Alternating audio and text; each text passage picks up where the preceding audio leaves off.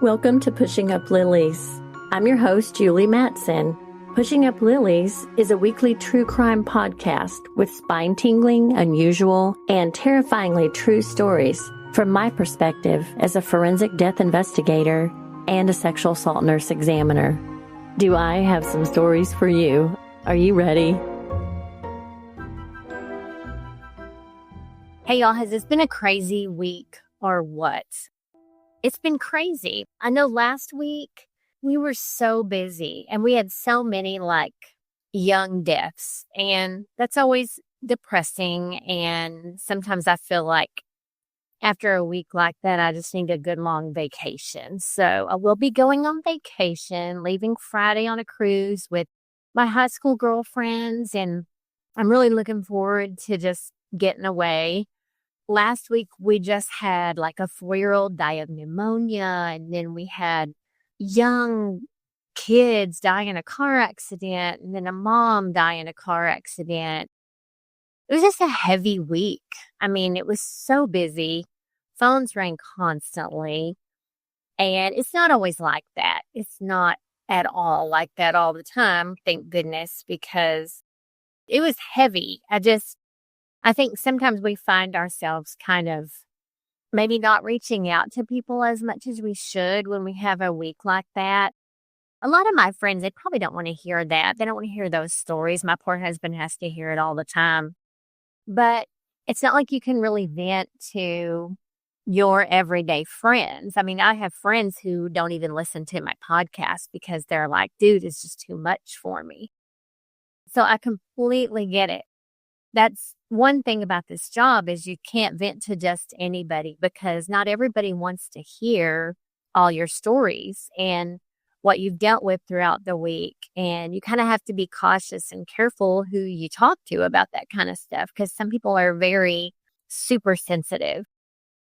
Super excited. I know that I've mentioned to y'all before, but on Eventbrite and also on my website, www.pushinguplilies.com, you can now purchase tickets to my first annual murder mystery dinner.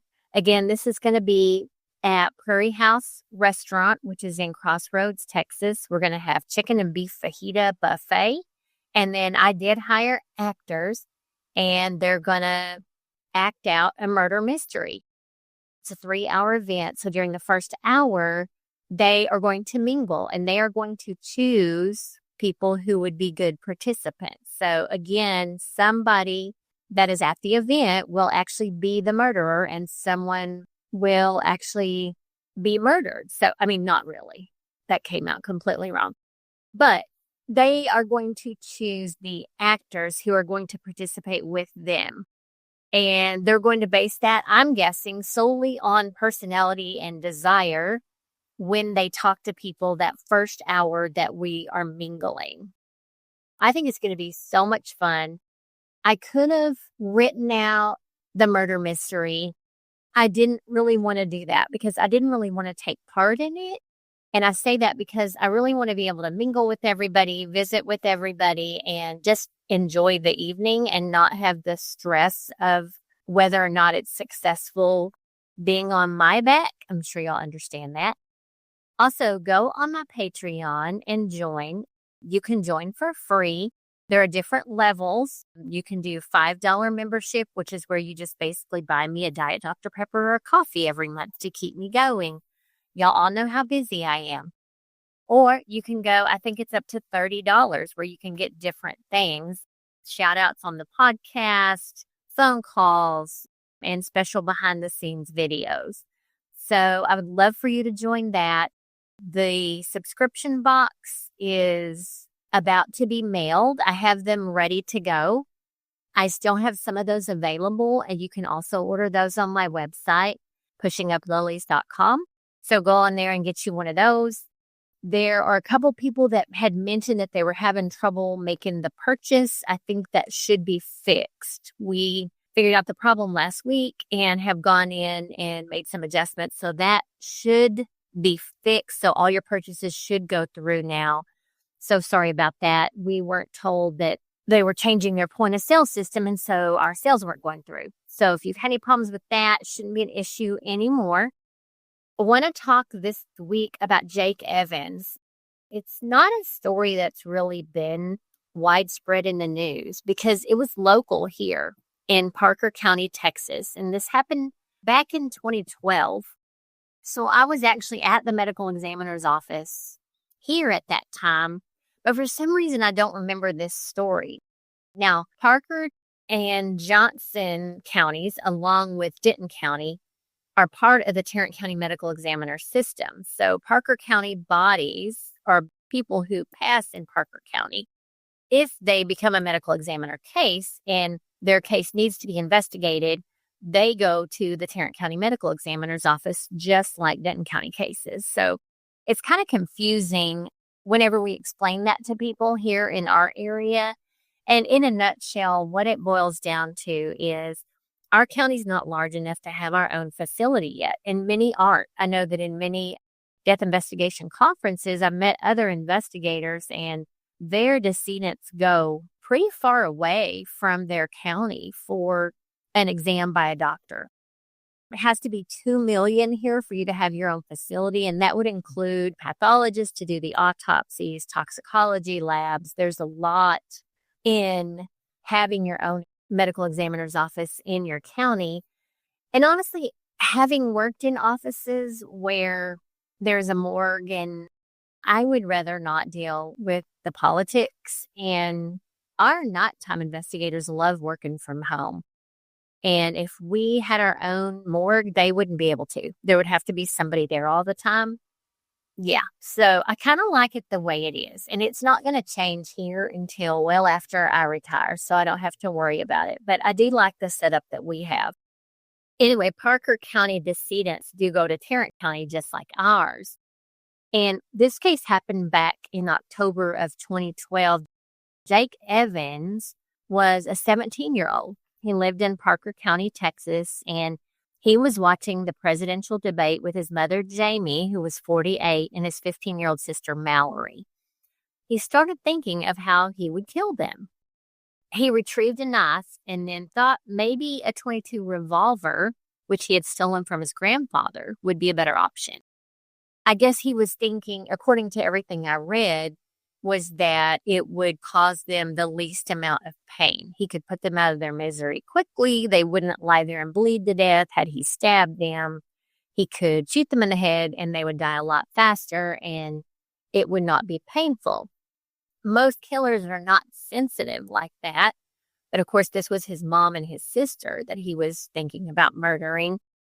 A lot that we've seen, like serial killers, they like to see their victims actually suffer.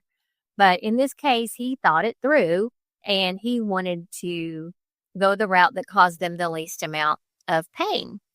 Now, for an hour, he paced the house after the debates. Everyone went their own way. And he realized that, hey, if I carry this out, I'm never going to see them again. And my life is going to be different because, I'm going to get in trouble.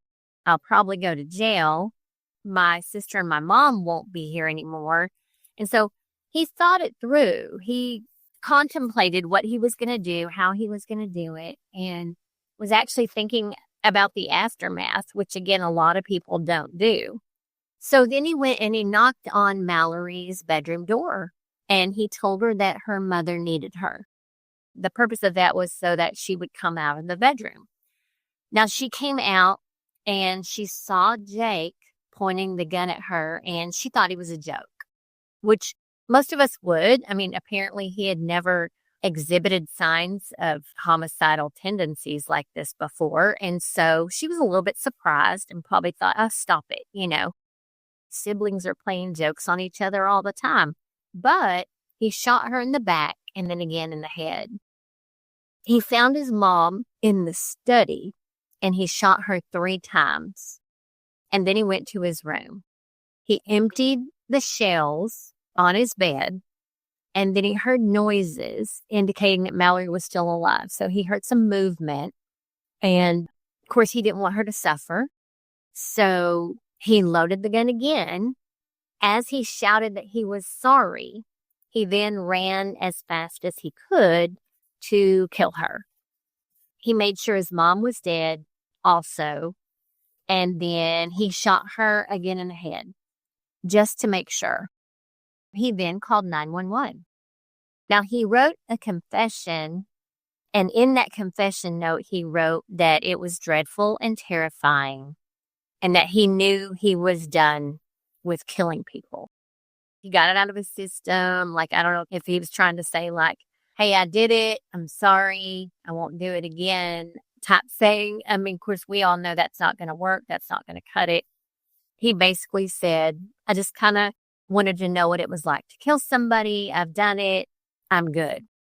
It took 4 months for him to later admit that he murdered his mother and sister in their Aledo home, although he had openly admitted it on the 911 call to the operator.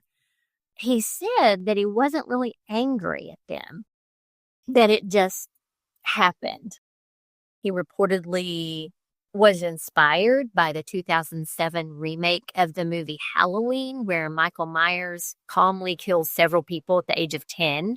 He watched the movie 3 times, and he was amazed at how at ease Michael was during the murders, and he imagined that he would be the same way if he murdered somebody. He figured, hey, I'm going to be the same way. I would be calm. I would carry out the act, follow through with getting them help. So anyway, I mean, he had thought about it for a while. I mean, he had watched this movie, thought how he was going to do it. So it was pretty well planned out, in my opinion. Now, Jake was 19 when he pled guilty to 2 counts of murder. He was sentenced to 45 years on each count to run concurrently. A capital murder count was waived as part of the plea deal. Now, he had said in the 911 call that he felt that they suffocated him, but that he'd been planning to kill someone for a while, not necessarily a family member or his parents, but that he had planned to kill someone.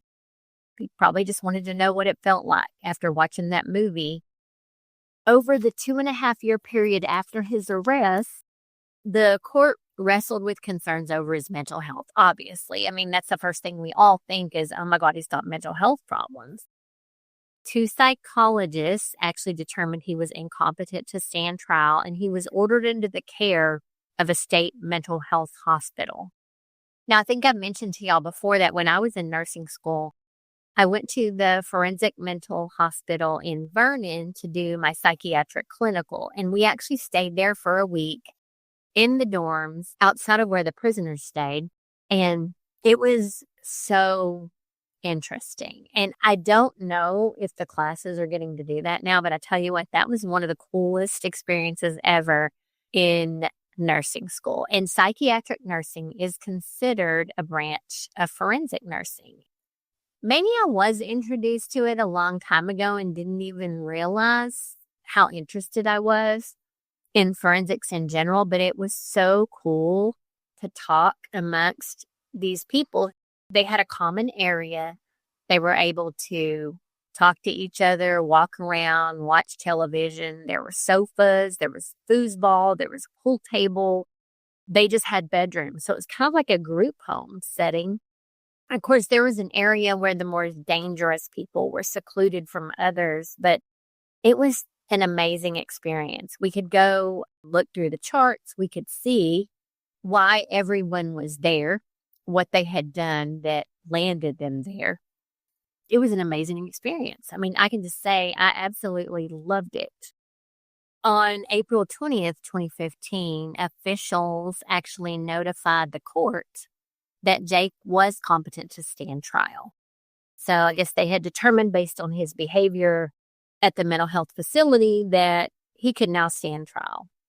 So his dad, Daryl, wrote that he appreciated the plea bargain and that he wanted to put this all behind him and he wanted to heal as a family. And so the family seemed to embrace him and quickly forgave him.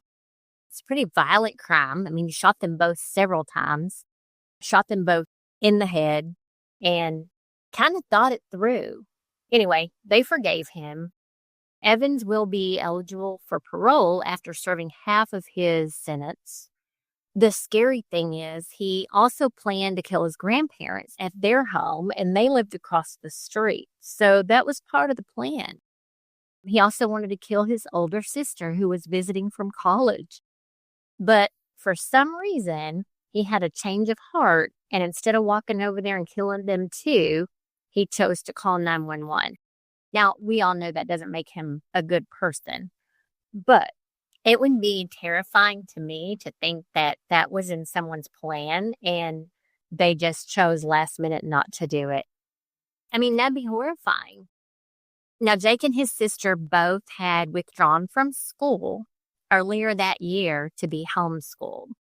The father, Daryl, was in Washington, D.C. on business at the time of the murders. Now, Jamie, the mom, had worked as a teacher and assistant principal from 1989 to 2004 at Coder and Stewart Elementary Schools. Mallory was a student at Stewart Elementary and McAnally Intermediate School. Now, there are two other daughters, Emily and Audrey, who no longer lived in the home at the time of the murders. Jake also asked during the 911 call, and I heard the call, he was very calm. He said he didn't want to see anyone in his family, and he asked that no one in his family visit him. Now, friends of Jake described him as one of the nicest boys they know. And they said he was quiet and shy and that he loved to golf.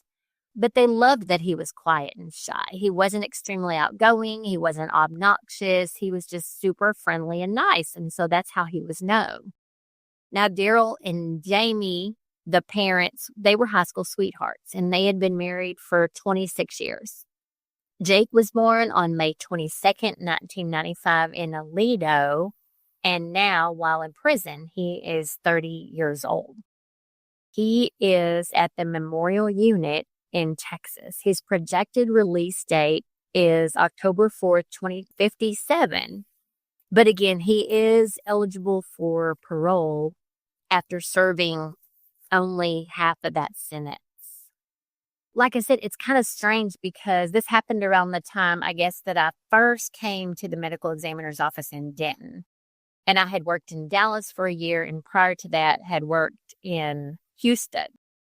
We see stories like this all the time. Some of them end up being high-profile cases and end up in the news, and we see them. And, used to, I would hear a story like this, and I'd be like, oh, my God, people are crazy. Now, it's like I almost expect it, which is kind of sad because we see this kind of thing all the time. You just don't always hear about it. And a lot of the stories and the cases that come through our office never make it to the news. I mean, if we only knew all the things that happened. I can remember when I was a kid, there was a hotel in Louisville. It was a little hole in the wall, like not a place your parents would ever take you, not a place you would ever want to stay. It looked more like a place that homeless people would go. But I remember hearing a story about someone being, I don't know if they were murdered or just found dead. But of course, I was little. So I was probably 12. I thought, oh my gosh, people die at a hotel.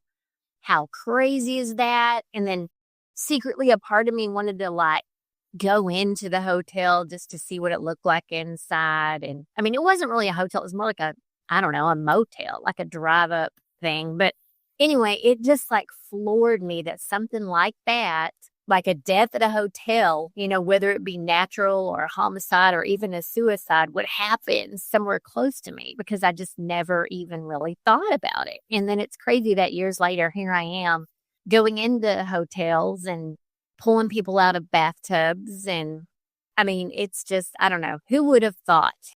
And I know that, lately I've talked to a lot of people about my job, and they'll see my tattoo, which is a great conversation starter. And I'll kind of explain to them because I know I always think, they're going to see the dead body on my elbow, the chalk outline, and they're going to think I'm a weirdo. So I kind of feel the need to tell them, well, I'm a death investigator. This is kind of my work arm. But everybody tells me, oh man, if I had it all to do over again, I would go into forensics, or that would be my dream job. everyone thinks that, but you don't really know for sure until you get into the field. We've hired a lot of people who thought it was their dream job. And then when they went out on calls, they were like, dude, I can't handle this. Can't handle the smells. I don't like bugs, just all the things. Speaking of bugs, we had a scene of a homeless man in a tent last week. I think I told y'all about it, but apparently all the police that were standing around as I was looking at the body, they were standing in kind of tall grass because it was about probably a quarter of a mile off the roadway. So we had to walk through mud and tall grass, but they were standing out there watching me, and they all got covered in chiggers. And it's funny because my husband's from North Dakota, and apparently they don't have chiggers there because it's cold. And so he's like, what's a chigger? And so I had to pull up a picture and Google it and explain what it was and how bad they itch. I mean, oh my gosh, they'll drive you crazy. But they were all covered in chiggers. And that's another thing that we have to think about when we go out on calls is bugs. I mean, mosquitoes got me a couple of times on that call. I was saved from the chiggers because I was standing in dirt instead of grass, but I did walk through some tall grass and had a couple of bites on my thigh, and that's probably what it was. But man, those suckers itch. I don't know if y'all have ever had those, but I don't wish that on anybody. It's miserable. They itch. And remember as a kid, we used to smother them. You would paint clear nail polish over where they bit you to smother them because they burrow into your skin and they itch like crazy. I don't miss those days at all. So those are things that we're exposed to. And a lot of people don't think about that when they say, oh, I really want to do that job, because they see just the glamorous part on television. I don't spend any part of my day in a lab like they do on TV a lot of times. So just picture a day of being out in the hot sun in the middle of summer or being out when it's freezing. And I still don't know how investigators up north, where it's always cold, can be outside in that weather and survive. I mean, I know people probably say that about us in the heat here, but oh gosh. And it is so hot already, and it's only June. I can only imagine what August is going to be like. I've already decided I'm going to start keeping a cooler in my car with ice water for me and whoever works a scene with me, just because I need to be a little more prepared, because man, you start feeling bad, especially if you get an early call and you haven't had breakfast, or it's around lunchtime and you're starving and you go out on a call and you're sweating and you could just get dehydrated and you're not drinking enough fluids. And, we all know I like my Diet Dr. Pepper. I don't drink water when I should. And so that's something I'm trying to get better at. But I've said that for years, honestly, between you and me. Kind of like going to the gym. I've said for years I'm going to do it, but I don't. So I am headed to work this morning. I hope the county is good to me. Yesterday, they were very good to me. And so I always appreciate that. But you never know. It's the luck of the draw. So you don't know if the day shift's going to be busy. You don't know if the night shift is going to be busy. We've already had a lot of drownings this month, not only in our county, but in surrounding counties. We had a local firefighter actually kayaking whose body was found yesterday, and his case went to a different county. And we had a father and daughter who drowned in the lake. Lake Louisville is a lake close to us here. It's just well known for a lot of drownings. It's very heavily populated in the summer. It's a very popular lake to go to. A lot of boats, lots of jet skis, but super busy. So Lake Louisville is kind of the lake here that I try to stay away from. And we were talking at work yesterday. It's like, I am not getting in lake water. Again, I don't like murky water. I don't like stuff swimming past my leg, brushing against me. I don't know what it is. I can't see it. And in my mind, it's the biggest, ugliest, most dangerous fish in the lake. And I just don't want to be in the lake. I mean, I know that people go swimming with their life jackets on who can swim and they still end up drowning. I don't have time for that. So in the ocean as well, I'm kind of out. I mean, I had some friends pulled out in the undertow when I was in 7th grade in Hawaii on an educational trip. And I'm not a strong enough swimmer to get myself out of that situation. And I know that. And so I'm just not going to put myself in that situation. To me, drowning would be a terrible way to die. I don't want to do it. So I don't know. It's weird. Anyway, I am going to head to work this morning. I hope that y'all have an amazing day. Don't forget to go online and order your tickets for the murder mystery dinner. They are going fast. We are only selling 60 because we have to have a 4x8 area for our actor to die. So we only have a certain amount of space for seating. Tickets are going fast already. And so I encourage y'all, if you live in the area and want to come, to log on to pushinguplilies.com and buy your tickets while they're still available. Again, have an amazing week, and I will talk to y'all soon. Bye. Thank you so much for joining me today on Pushing Up Lilies. If you like this podcast and would like to share with others, please do me a quick favor and leave a review on Apple Podcast. This helps to make the podcast more visible to the public. Thanks again for spending your time with me, and be sure to visit me at pushinguplilies.com for merchandise and past episodes.